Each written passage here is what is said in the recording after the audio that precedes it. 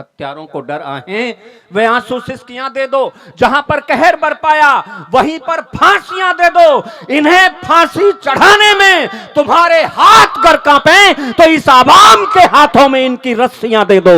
इन्हें फांसी चढ़ाने में तुम्हारे हाथ गर कांपे तो इस आवाम के हाथों में इनकी रस्सियां दे दो।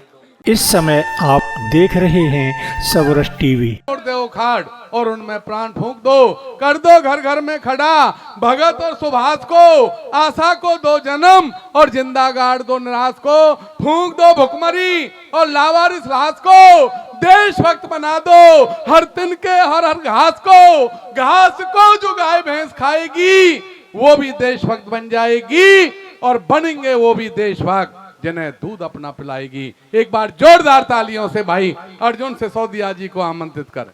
का चित्र है, दोनों की दोस्ती थी और आर्य समाज ने इतने क्रांतिकारी इस देश को दिए कि आजादी के दिन ही आर्य समाज ने इस देश को दिखाए।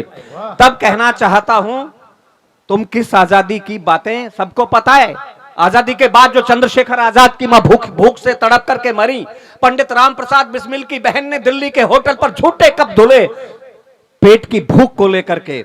तुम किस आजादी की बातें कर रोज मनादी कहते हो, तुम किस आजादी की बातें कर रोज मनादी कहते हो।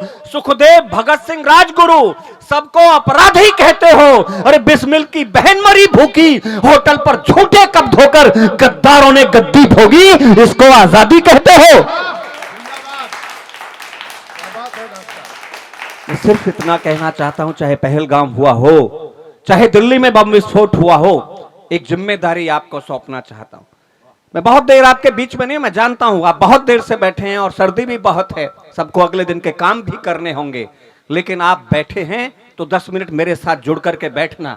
एक काम मैं आपको सौंपता हूं और एक निवेदन दिल्ली से करता हूं कि हत्यारों को डर आहें वे आंसू सिसकियां दे दो। अभी कन्हैया का गला रेतने वाले लोग खुलेआम घूम रहे हैं।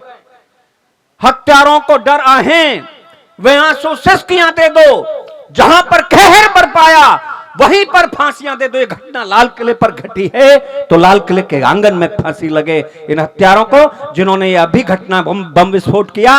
और एक काम चौथी पंक्ति तीसरी पंक्ति पर आपको सौंपता हूं, उससे सहमत हो तो सदन के एक एक व्यक्ति की तालियां मैं चाहता हूं।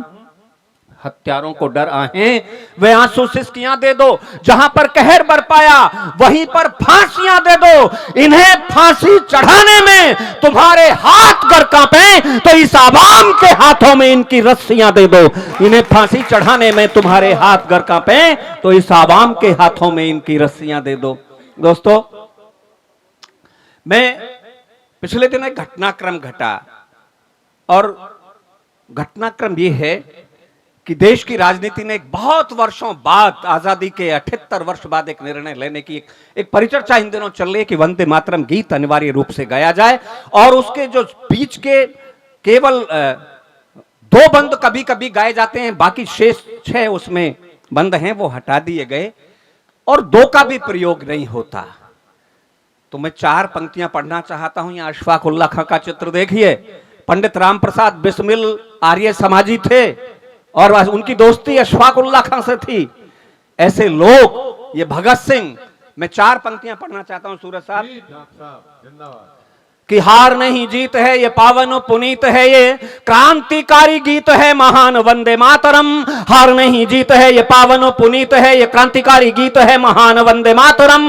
भगत का गुरु ग्रंथ बिस्मिल की है गीता, अशफाक उल्लाह का कुरान वंदे मातरम। वो कहते हैं हम वंदे मातरम गीत नहीं गाएंगे और आप हमारी भाजपा या आरएसएस हमारी राष्ट्रभक्ति को प्रमाणित करेगा।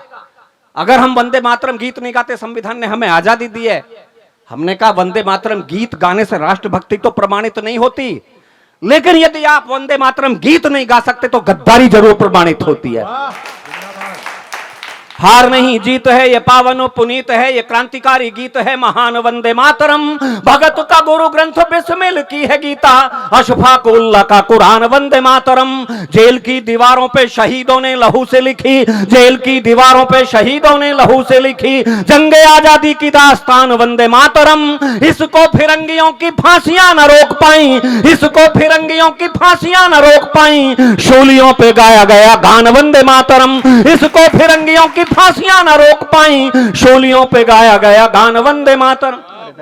धन्यवाद।